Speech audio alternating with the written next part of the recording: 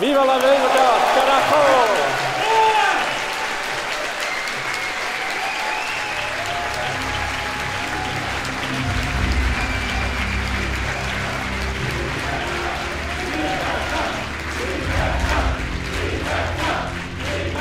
¡Viva la libertad, carajo!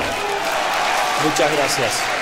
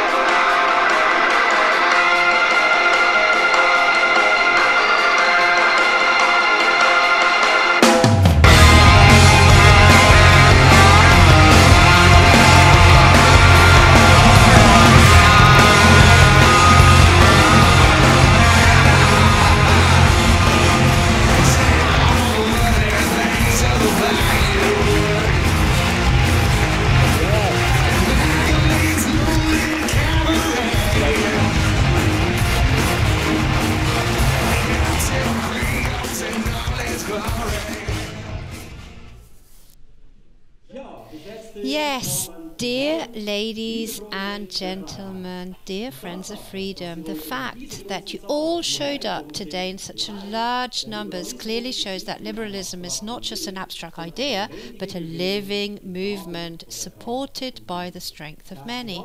I would like to warmly welcome you to this year's Freedom Celebration at the Liberal Institute. Today is a very special day. For the first time ever, we are honouring a sitting politician with the Röpke Prize for Civil Society, a prize with which we recognise significant achievements in the service of freedom. Today, we are awarding this prize to a personality, a special personality, who has achieved something historic in a very short space of time. Javier Milei, President of Argentina.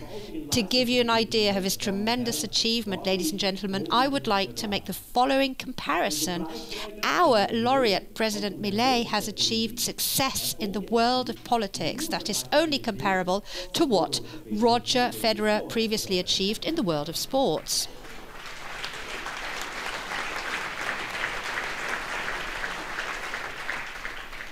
When our Swiss tennis star was not yet 30 years old and had for once lost a few games, the critics were talking about the end of his era. Who could blame them? After all, back then it was normal for people to end their professional career in the early 80s. But Roger Federer showed them it was nothing but lies. 7 years later, what many consider to be the best player of all times was back at the top of the world's rankings.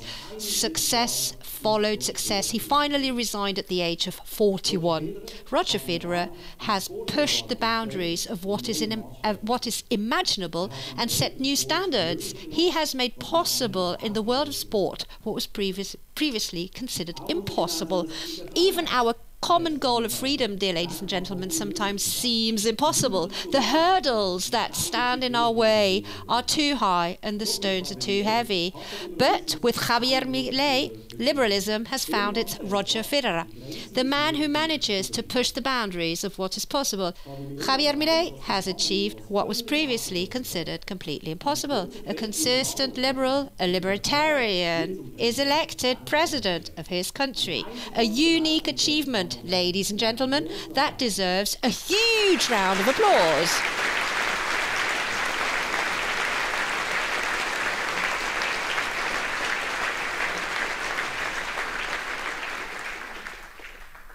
Javier Milei has shown that the liberal spirit is alive and that in the midst of contemporary politics, he has proven that liberals do not need to carry on and spread the virus of faith in the state, interventionism and dirigism, so that they can calculate their electoral chances and help shape politics. Integration with the socialists in all parties as Nobel Prize winner Friedrich von Hayek called them, actually led to the decline of the so-called liberalist parties in the West. The fundamental return to market economy principles is the essential value of private property and the morally superior ethics of liberalism.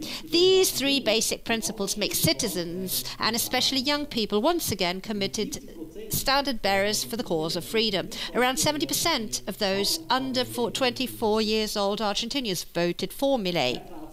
He trusts his voters to tell the whole truth. He gave no electoral gifts. He didn't give any redistribution concessions. His only promise was to help Argentina achieve the change it needed, admitting it will not be easy. The mountains of debt caused by socialism and the drastic consequences of inflationary state-run money printing will not disappear into thin air overnight. With his brutal honesty and his in-depth knowledge of economics, President Milei also gave his country new hope. A short and difficult period of change will be followed by a long period of prosperity. the huge number of civil servants who previously lived at the expense of the taxpayers would now be able to be productive in the free economy and take care of the actual needs of the citizens, instead of suffering under a barrage of laws, exploitation by the tax authorities and expropriation by inflation. Argentina's citizens and companies will be free to develop, create real benefits and prosperity. The liberal course, as in every other country where liberal reforms have been implemented, will bring a time of prosperity and freedom in which each individual has the opportunity to become the smith of his own happiness.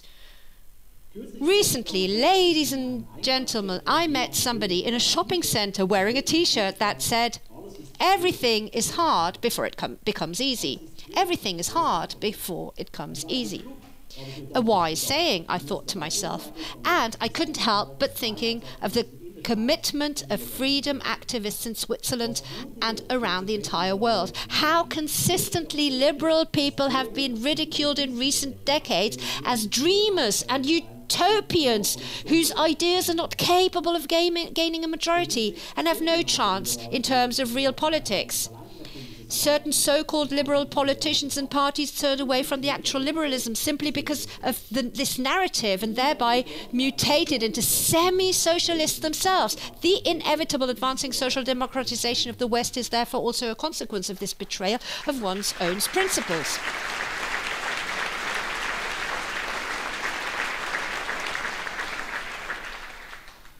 Javier Milei has now shown that it is entirely possible to win the minds and hearts of voters with an honest and deeply liberal program, and to implement a large part of it within a very short period of time. President Milei has so far had a deregulation rate of 1.84 deregulations per day, of course.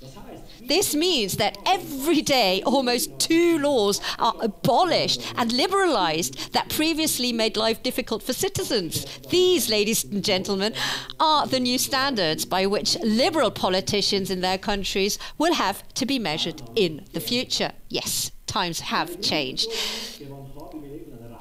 Javier Milei gained his core beliefs from a number of outstanding thinkers of the Austrian school and economic school of thought that is researched and disseminated in Switzerland primarily by the Liberal Institute. It is about the belief that every person has non-negotiable individual rights that protect them from attacks on life, body and property.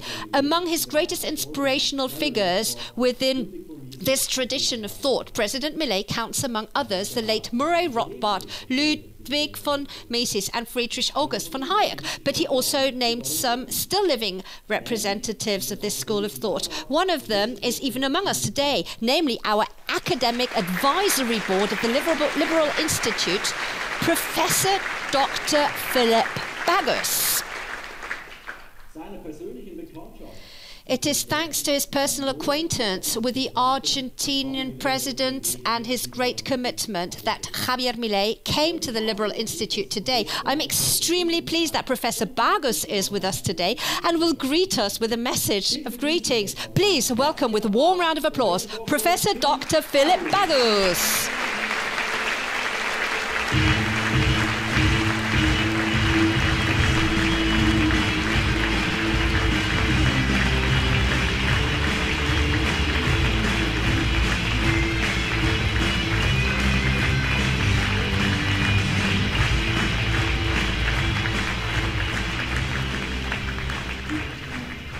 Thank you very much.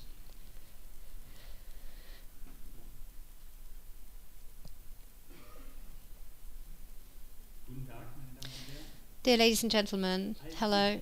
When I was preparing my book about Milei, and I was watching Javier Milei's videos in preparation for my book, The Milei Area, one thing particularly struck me, and that was the matter-of-factness with which Javier Milei used the term batalla cultural, as if everyone knew what it was.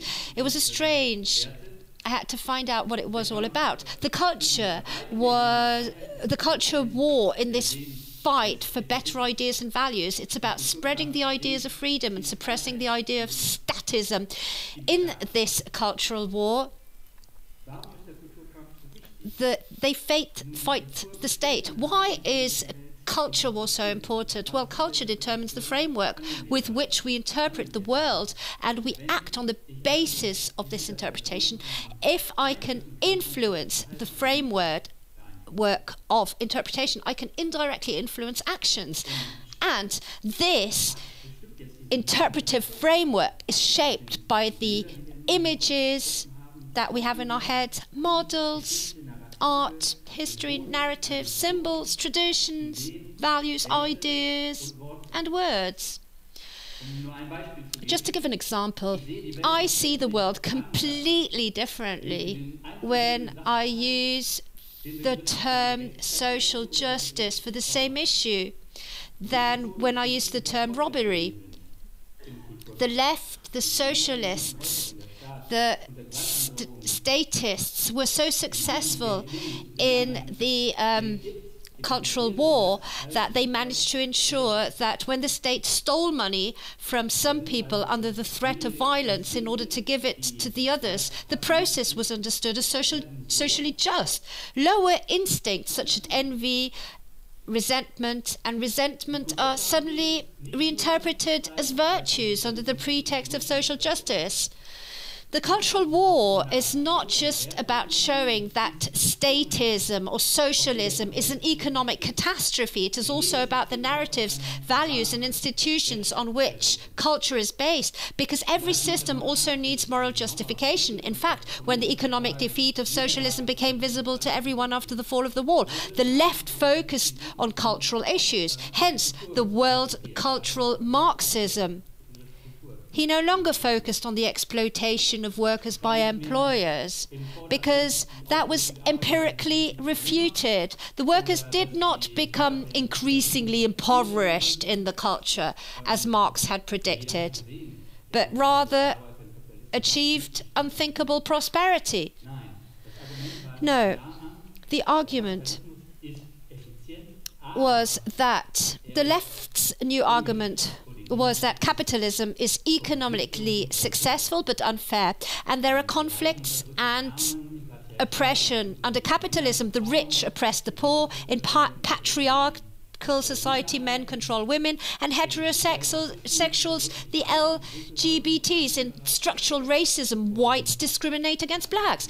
And in the climate and environmental crisis, people exploit nature. In all of these artificially fueled conflicts, someone has to help the weak and oppressed, the minorities.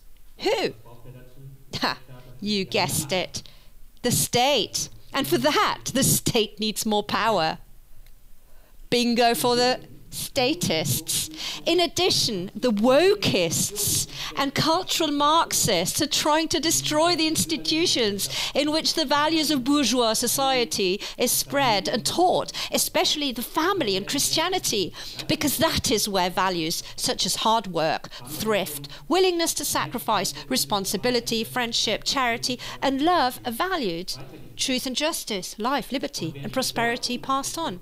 Whoever has recognized the importance of cultural war and leads like no other is Javier Milei. He repeatedly emphasizes that statism is not only an economic disaster, but also socially, because it destroys families and cohesion. Morally, because it legitimizes and spreads violence. Culturally, because it is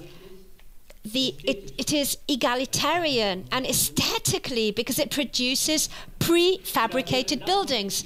And as if that wasn't enough, it is responsible for over 150 million deaths, socialism. In fact, the left has led this cultural war so brilliantly that despite these results, there are still people who publicly identify themselves as left-wing or socialists. After Javier Milei won in Argentina, he could have focused on consolidating his power in Argentina. But no, because he is not concerned with power. He is concerned with the cause, freedom, but worldwide freedom. He misses no opportunity to spread the idea of freedom on the globe stage. In Davos, in Hamburg, in the UNO, in G20, and the world operation. And yesterday also in Davos, he gave a fabulous speech. And now today in Zurich. We libertarians have never had such a mouthpiece as we have now with Javier Milei's presidency. And Javier Milei knows how to use this mouthpiece with incredible power, passion, and authenticity. He says what he thinks and does what he says.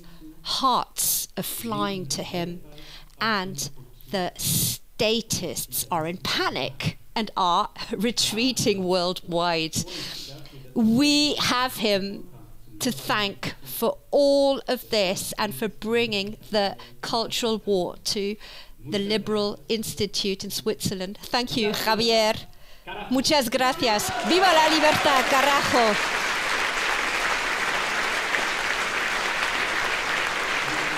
Thank you, thank you.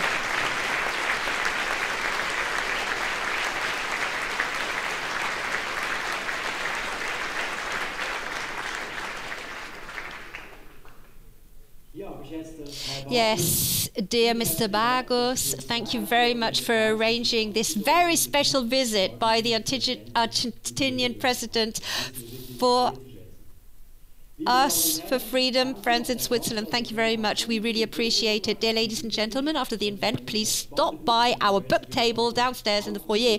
There you will find the new book by Professor Dr. Philip Bagos, in which he deals in details with Javier Milei, a book that I can only warmly recommend to you. Before we get to the awards ceremony, I would like to take the opportunity to thank our sponsors of today's event very much for their valuable support. These are by name the Boni Foundation for Freedom, the Fidinum Foundation, Bitabella Toscana, and Real Unit Schweiz AG. You all together, with numerous other donors, have made a decisive contribution to ensuring that we can hold today's event under excellent conditions.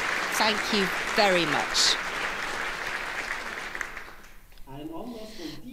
Putting an event of this dimension on stage is not possible without the great work of numerous helpers. My big thanks also to you, dear employees, board members, the catering team from Kimbo Leimbach, and all the voluntaries for your full commitment today and in the last weeks. Without you all, this would never have been possible. Thank you so much.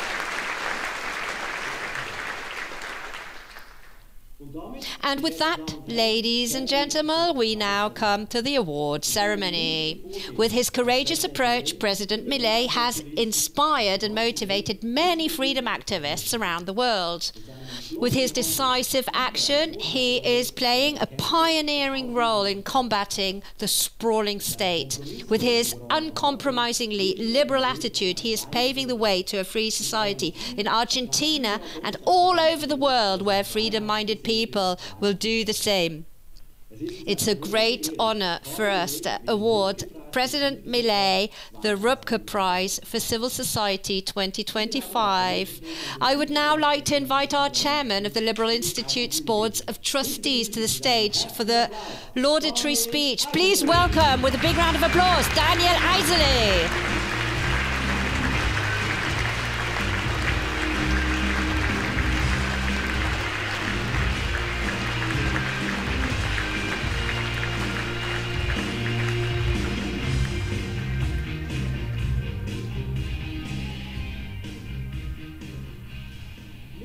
Dear guests, ladies and gentlemen, I heard the first from Javier Milei in September 2023, around a year and a half ago. At that time, Tucker Carlson did a half-hour interview with him in Buenos Aires.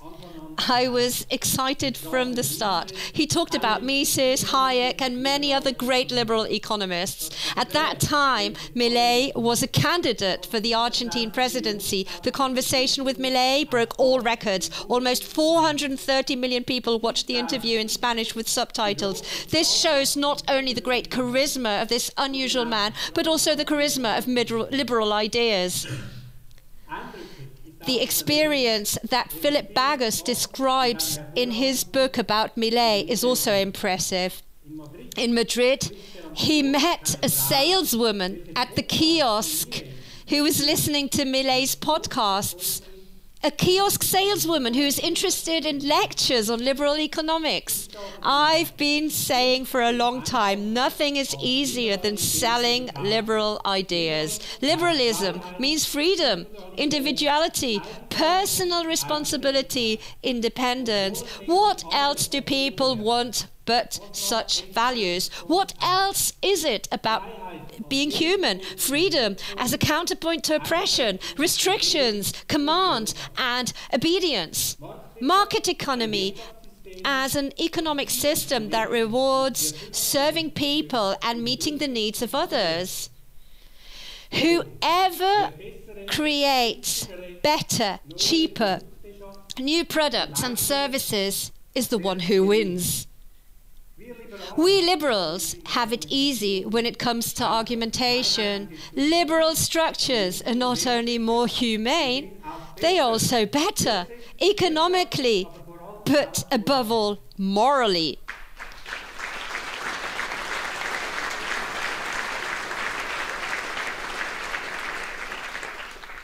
Argentina created a very liberal constitution in the midst of the 19th century, similar to Switzerland. The free system led to great prosperity within just a few decades.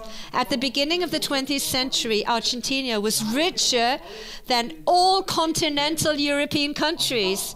But then the decline began.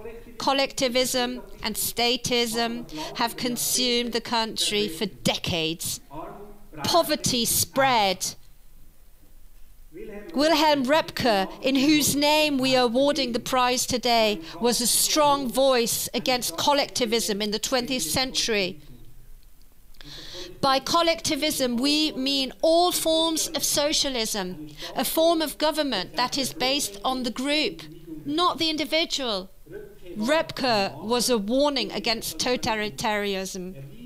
He repeatedly pointed out that collectivism expands the powers and power of the state to the utmost. He decidedly, pointedly opposed all varieties of socialism, the red and the brown, and unmasked their authoritarian airs, allures. According to Röpke, a planned economy is always totalitarian because the executioner sets the tone. This is exactly what has happened in Argentina over the last 90 years or so, from one government to the next. And then Javier Milei came and set a counterpoint. He speaks of the power of consumers rather than the power of the state-run economy. He postulates the rights of individual citizens rather than the rights of bureaucracies. He abolishes a large number of ministries, and it can be measured by the number of laws and regulations that he eliminates. He successfully fights against inflation, which impoverishes people. Hope is spreading in Argentina, especially among the young and poor. These are the circles that supported him the most in his electoral success. Javier Milei is changing the country in big steps with the recipes of the great liberal economists and philosophers. In almost every speech or discussion, he refers to Mises, Hayek, Rand, Rothbard, Friedman, or other liberal thinkers like the Liberal Institute. No other well-known politician has contributed more to the spread of the ideas of classical liberalism. Anyone who watches his interviews will see how competently and coherently he argues. He does it with a high level of specialist knowledge, vivid language, and great persuasive power. Without a large party and almost no financial resource, he was able to win over a clear majority of the Argentinian population. With the power of ideas, with the power of arguments, with imagination, creativity, courage, and an unshakable faith. Liberalism is alive, not just in Argentina, but also here amongst us. The principles of freedom are not outdated. We also need deregulation, fewer laws, and a reduction of bureaucracy. The state has become too big, too powerful, too all-encompassing. There are many areas in which the state shouldn't actually get involved. Freedom, responsibility, and voluntary solidarity should be the guidelines of our lives, not official measures and bans. We also need to be capable of evaluating politicians by how many rules they eliminated. We at the Liberal Institute have long postulated liberal thinkers. Also, as part of the Liberty Summer School, in which many young people take part every year, numerous alumni are here today. Ludwig von Mises, Friedrich von Hayek, Wilhelm Röpke, Karl Popper. They are and remain an inspiration. Their great works were written in times of rampant collectivism. They were intellectual defenders of freedom. And they did not posit selfishness, but a combination of individualism and altruism. The freedom movement is alive in Argentina as well as in Switzerland, and freedom will win. We will win. Viva la libertad, carajo. Long live freedom, damn it.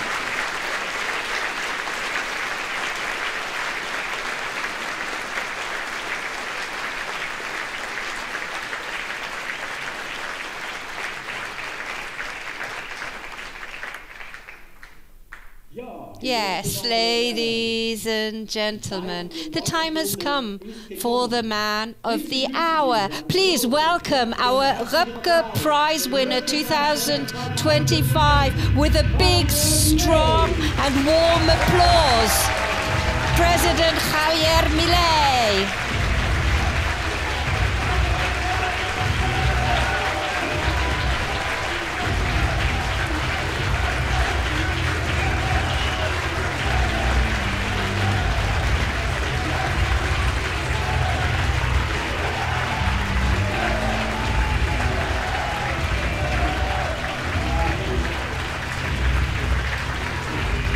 Thank you very much. Thank you.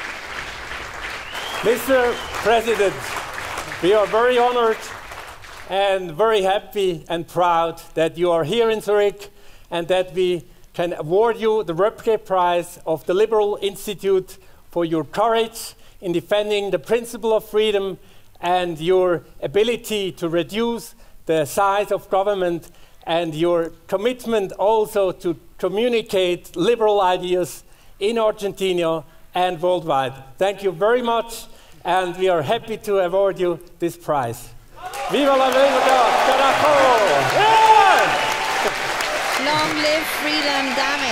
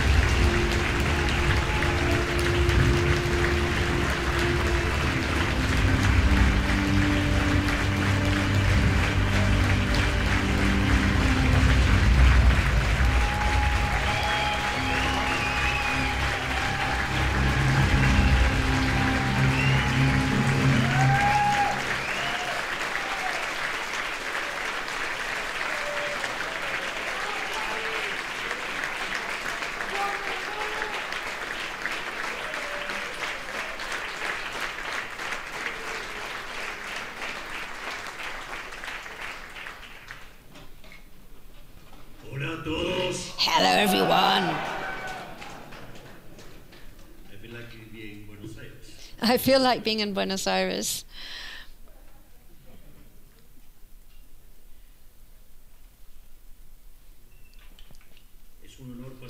It's an honor for me to have been invited here today by the Liberal Institute and all the organizers to be awarded the William Röpke Award, which honors one of the greatest representatives of liberalism of recent history. Everyone here knows that Professor Röpke, who grew up and studied through destructive force of inflation. After the First World War, Germany went through long periods of inflation as it abandoned the gold standard and dedicated itself to issuing trust papers without backing the to finance the war. The war continued to print stunts, which ended up leading an inflation that took the exchange rate against the mark in the space of 2 years, the dollar, from 60 to 4.2 billion in Spanish, trillion in English. That is 4 and a 2 and 11 zeros. 4.2 trillion. That is a 4, a 2 and 11 zeros. Mrs. said that as long as socialists continue repeating their lies, we have then keep repeating the same truths. For example, monetary nature of inflation. That's why it's hard for me, man. The mere number, yes, it's truly shocking that we have to discuss these certain things.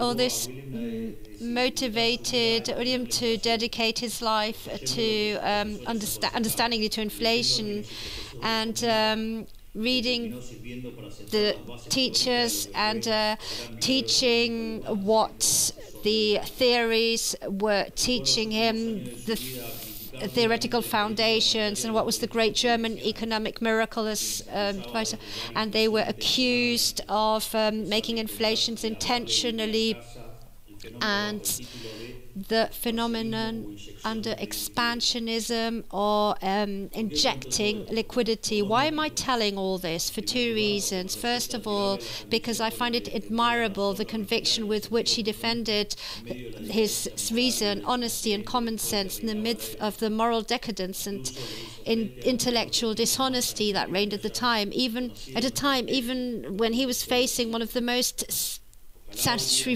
regimes that our species has ever known, which cost him exile. I wish there were more William Röpke amongst us who defend what is correct and true without fear of reprisals from a totalitarian majority.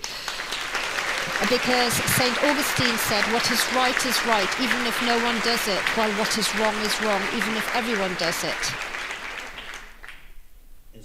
Secondly, because several parallelisms catch my attention without intending to get to the height of a man like Röpke. I find it curious that just so many years ago in Germany, today the world talks about the Argentine economic miracle for having revolted to the exact basis, the fiscal austerity and monetary rigor.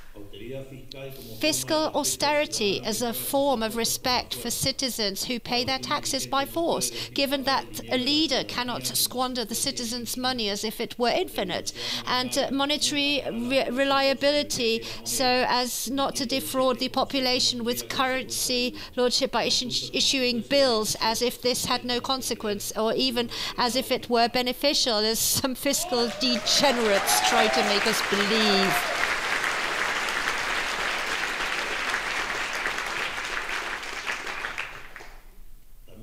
I also find it curious that simply doing things well is considered a miracle, because nature must notice that it is doing things wrong, and that is simply a tragedy.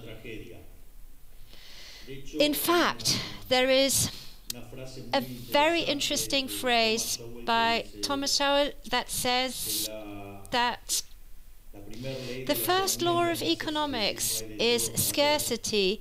That is to say, there is not everything for everyone, and the first law of politics is to ignore the law of economics.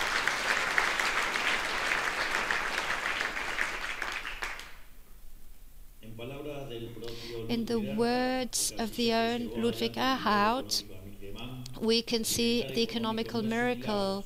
And the economical well-being is not a miracle, but the consequence of the honest effort of an entire people according to the principles of freedom. When you have been given the possibilities to use your human initiative and your human energy, that is why I hope that what we call today the Argentine miracle spreads throughout the world as a germ that multiplies wealth, and that is why I want to briefly tell you about our experience during the first year of our presidency. At the beginning of our administration, we had 15 points of consolidated fiscal deficit, of which 5 were in the Treasury and 10 were under the rug of the central bank. The deficit was the origin of all our evils. In other words, without a deficit, there is no debt, no emission or inflation. After having made the biggest adjustment in human history, today we find ourselves with a sustained and default-free super fiscal for the first time in the last 123 years.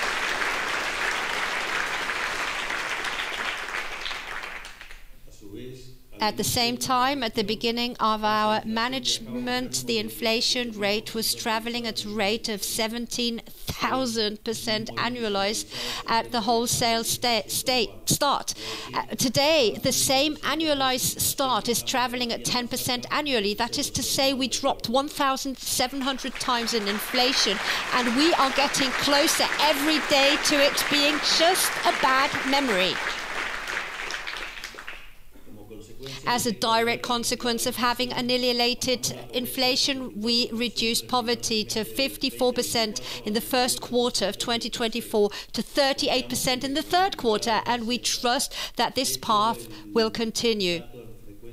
In fact, the monthly frequency data is already at 36%. That is to say, we'd reduced poverty by more than 21,000 on a monthly basis, which means that we have lifted more than 10 million Argentinians out of poverty.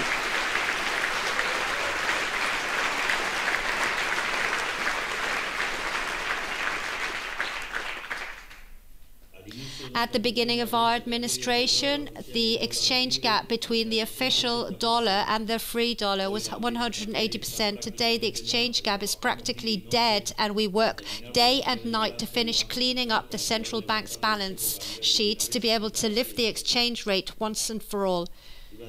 During 2024, we saw a strong appreciation of our currency, something almost unprecedented for our country, which caused the average basic salary to grow from $300 to $1,100. At the beginning of our management, we had a country risk of 1,900 points, which was even higher, since at the time we had won the election. It was between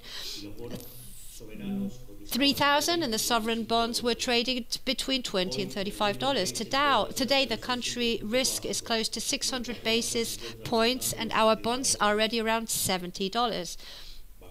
Lowering the country risk at this rate allows us to lower the interest rate of our economy, which we have already lowered from 133% to 32%, thus improving the ability of Argentinians to access cheap credit, facilitating versions and job creation, which is why during 2024 we saw a credit boom and mortgages without comparison in our history. That is, we went from discussing hyperinflation to discussing loans, mortgages, and 30-year mortgages. At the beginning of our administration, our economy was first due to regulations that complicated lives for everyone and scared away any investors. Today, we have already eliminated more than 900 regulations at a rate of more than 3 times per day. And if you consider that the Ministry of Regulation began to act in the middle of the year, it means that we are basically producing about 6 regulations per day.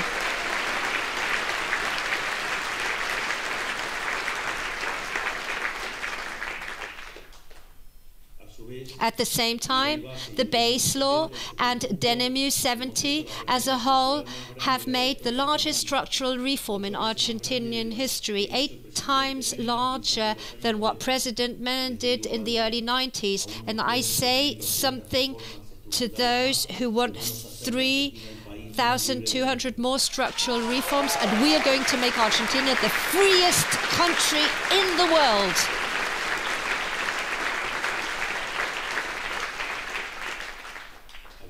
At the beginning of our administration, Argentina was a global example of everything that should not be done or said.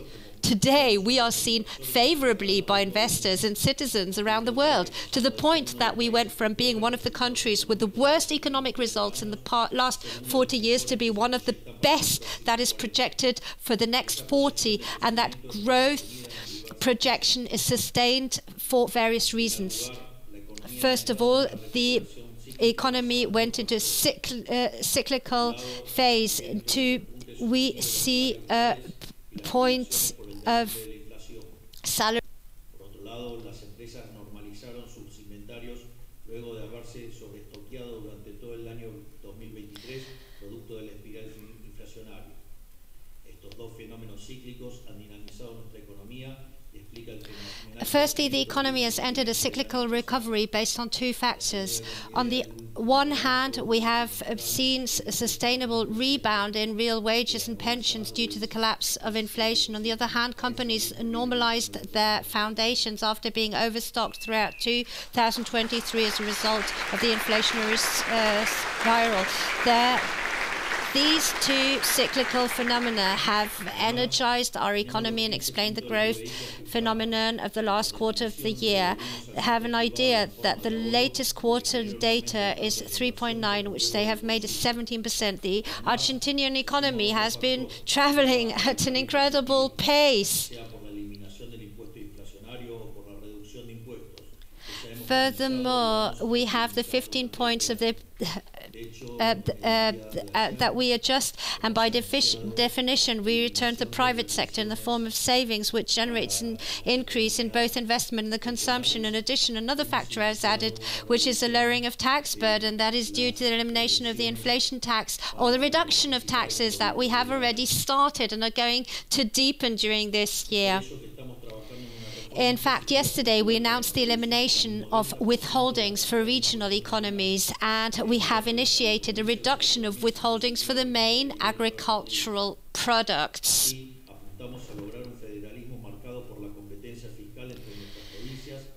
That is why we are working on a structural tax reform to reduce the amount of national taxes by 90% and return to the provinces the taxes that they have lost and should never have lost, to give them back their autonomy. Thus, we aim to achieve a federalism marked by fiscal competition between our provinces to see who attracts the most investments in this matter. Here in Switzerland, they have several decades advantage to us. They are several decades in front of us, ahead of us. A mess that should never have existed, and that this year ends once and for all. I repeat, a mess that should never have existed, and that this year ends once and for all. To this end, we are working on different alternatives to provide a definite solution to a problem of the central bank's stock, and in the sense of meeting with the IMF that we have had, Washington have been positive.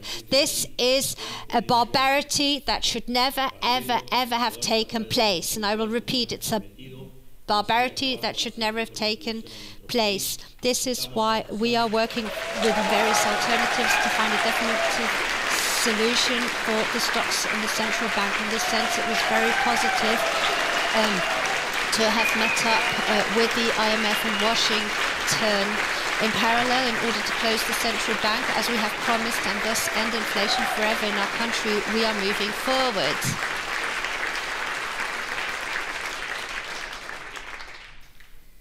If I were a populist, or I had made the point for this to happen, I didn't do it, but it happened anyway. The spontaneous order is wonderful.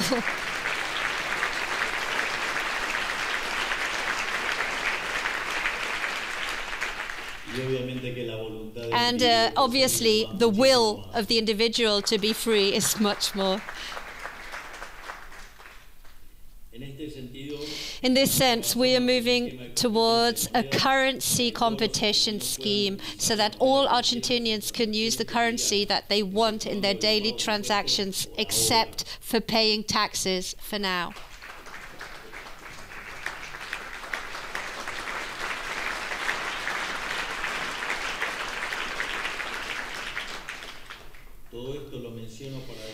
Actually, I mention all this to make it clear that growth is here to stay hand in hand with a fiscal surplus. In fact, recent studies show that a surplus of the characteristics that we have achieved from financial balance gives us basis for sustained growth of 4.5% per annual capital. That would imply that in 50 years Argentina could be catching up with the United States. And yes to that, let's say it is dynamic. And if we add to that what Justice did by lowering expenses, not raising taxes, if the 800 structural reforms and the 900 regulations are added, without a doubt, Argentina could grow much farther. And without a doubt, with the contributions that the brilliant head of the President of the Council of Advisors, Dr. Damian Rader, is making to advance the implementation of artificial intelligence in Argentina, we will undoubtedly achieve it much sooner.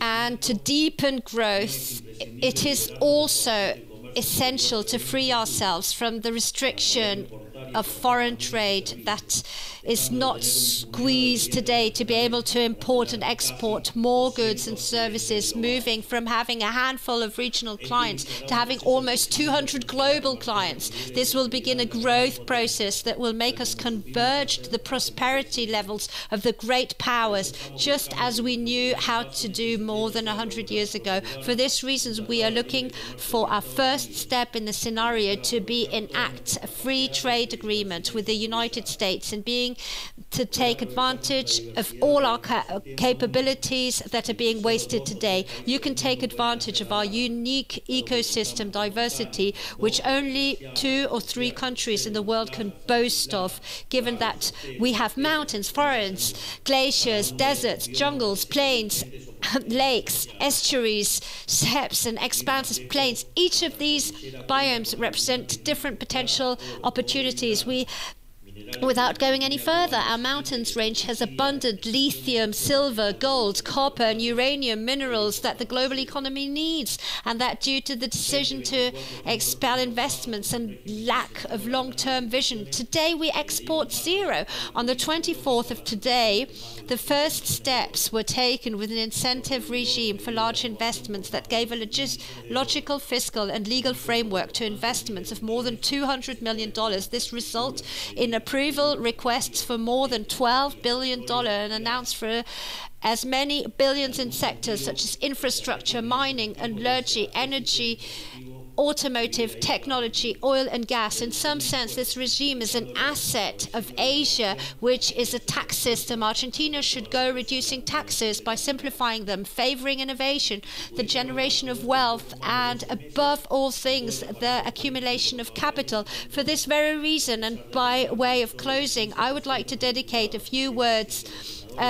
Defenders of freedom, do not stop being forced by the diatribes of collectivism that seeks to destroy any dissidents. Judgment, our ability to speak the truth. That is why they do not hate us. They invent laws to censor us. They seek to imprison us or exile us because they try to deny reality in order to support their lies. But what they will never be able to do is deny them overwhelming results of the reality. And a phrase that Mrs. used, which was Virgilio, that you don't have to be in the face of evil, you have to turn it into a force. And you know that because yesterday I stood up,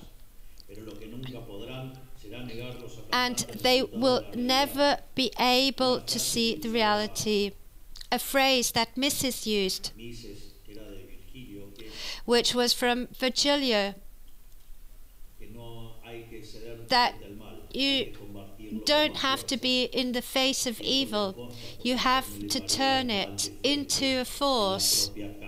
And you know that because yesterday I stood up to the evil in the dragon's own house.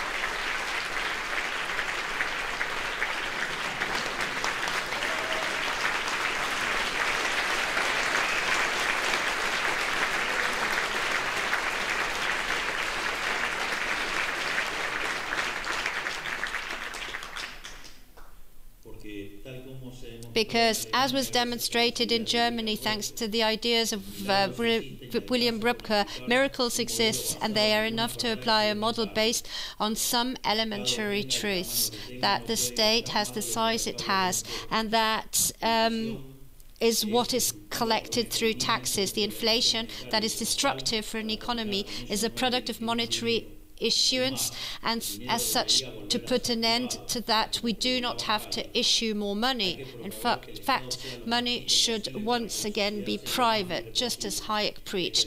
We must promote the state to be as small as possible so that society is as free as possible, and we must defend life, liberty and private property. If Western countries stick to this small set of basic ideas, I'm sure that our future will be more prosperous than our president. Thank you very much for this recognition. It's a real source of pride for me.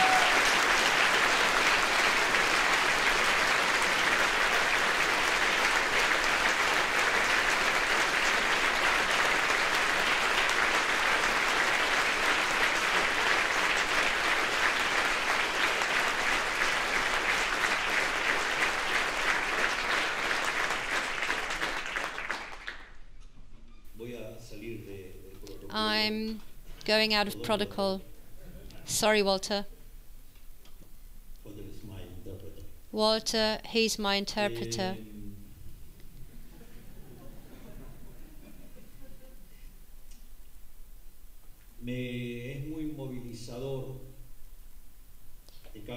It's very motivating. Röpke is very motivating for me.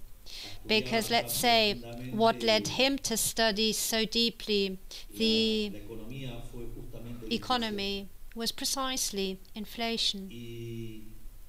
And he had to dismiss the things that forced him to study and had to embrace new ideas. So when Argentina fell into hyperinflation in the year 1989, I was a football player at the time. Actually, I was a goalkeeper. Yes, a goalkeeper. And one day, I was accompanying my mother to the supermarket. I was in the first year of economics at the university, and I saw that prices were rising and people were jumping on the products. And in that situation I said, either what I'm studying is wrong or I'm stupid. So the decent solution was to stop playing football and start studying economics seriously.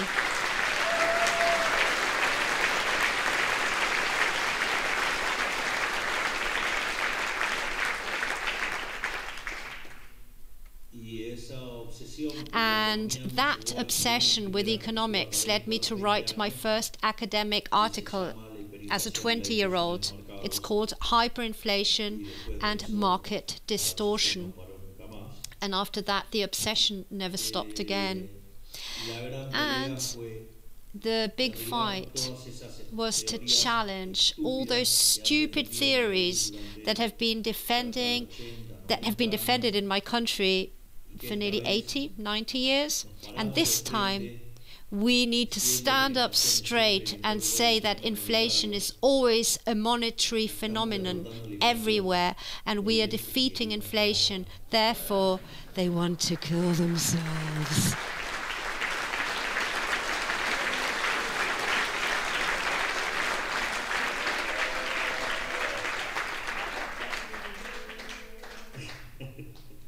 Yes. And if the caste is afraid, why are they going to stay at work? And we need more unemployed politicians.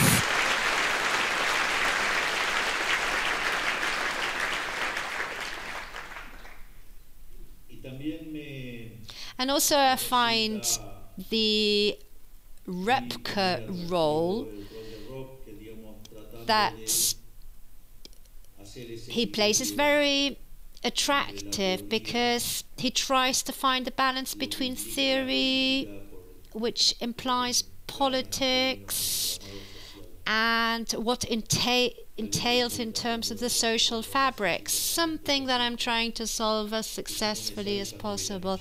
And if it doesn't work out, I will obviously be thrown out. So, above all things, I want to thank you, not only for the award, but also for this very, very warm reception. The truth is that you have surprised me. I have to confess that you have moved me, and I have no words of gratitude for so much generosity towards me. So I wish you a very nice afternoon, that God is with you, ¡Viva la libertad, carajo! guides us. Muchas gracias. Long live freedom, damn it. Viva la libertad, carajo. Thank you very much.